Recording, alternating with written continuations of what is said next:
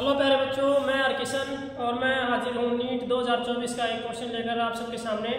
और ये क्वेश्चन हम सोल्व करेंगे।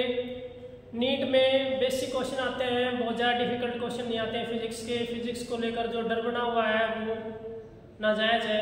फिजिक्स बहुत ईजी आती है।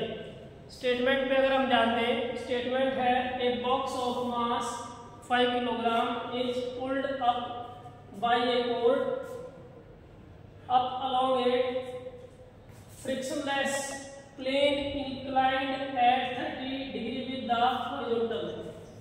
The tension in the cord is 30 Newton. The acceleration of the box, हमने acceleration बतानी है, is take g की वैल्यू आपने लेनी है 10 मीटर पर सेकंड स्क्वायर। कोड रस्सी को बोलते हैं इसको, जिससे वो बॉक्स को ऊपर खींच रहा है इंक्लाइंड प्लेन के ऊपर। हॉरिजॉन्टल ये डायरेक्शन आपकी हॉरिजॉन्टल के साथ ये एक इंक्लाइंड प्लेन है जो 30 डिग्री का एंगल बना रहा है। तो जो बॉक्स है उसका weight mg vertically downward act करेगा। उसके अगर हम कंपोनेंट करें तो ये एंगल आपका 30 डिग्री है, तो ये 30 डिग्री रहेगा। ये आपका mg cos थीटा और ये आपका mg sin थीटा। ये नॉर्मल रिएक्शन है आपकी आ। तो इस पर लगने वाली फोर्सेज को हम स्टडी करेंगे। फ्रिक्शनलेस उसने बोला है, तो इसमें फ्रिक्शन म्यू की वैल्यू क्या होगी आपकी 0, तो फ्रिक्शनल फोर्स 0 होगी। ये जो r है इक्वल टू क्या होगा mg cos theta, r equal to mg cos theta. इसका मोशन से कोई लेना देना नहीं है, इसकी मोशन हो रही है अपवर्ड, तो इस पर लगने वाली फोर्सेज एक ये है और एक ये है।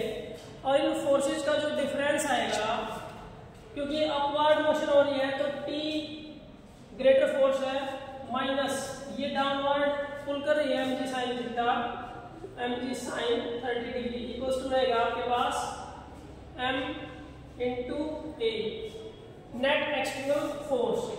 दोनों जगह कैपिटल M से डिनोट करेंगे हम इसको।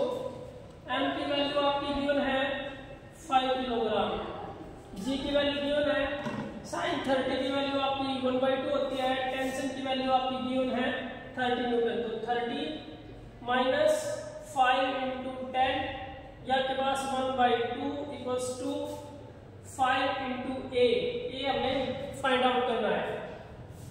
तो 2 5 जा 10, तो ये 30 माइनस 25 इक्वल्स टू 5a, तो ये 5 इक्वल्स टू 5a, तो a इक्वल्स टू रहेगा 1 मीटर पर सेकंड स्क्वायर। इसे हम इक्वेशन ऑफ मोशन बोल सकते हैं, जो उस पर लगने वाले नेट एक्सटर्नल फोर्सेस का डिफरेंस होती है।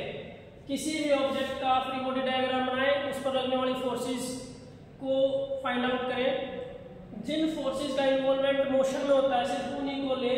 ये जो दोनों फोर्सेस हैं इनका इन्वॉल्वमेंट नहीं है मोशन में, एक इस तरफ लग रही है एक उस तरफ लग रही है, एक दूसरे को काउंटर कैंसिल कर रही है, लिख सकते हैं।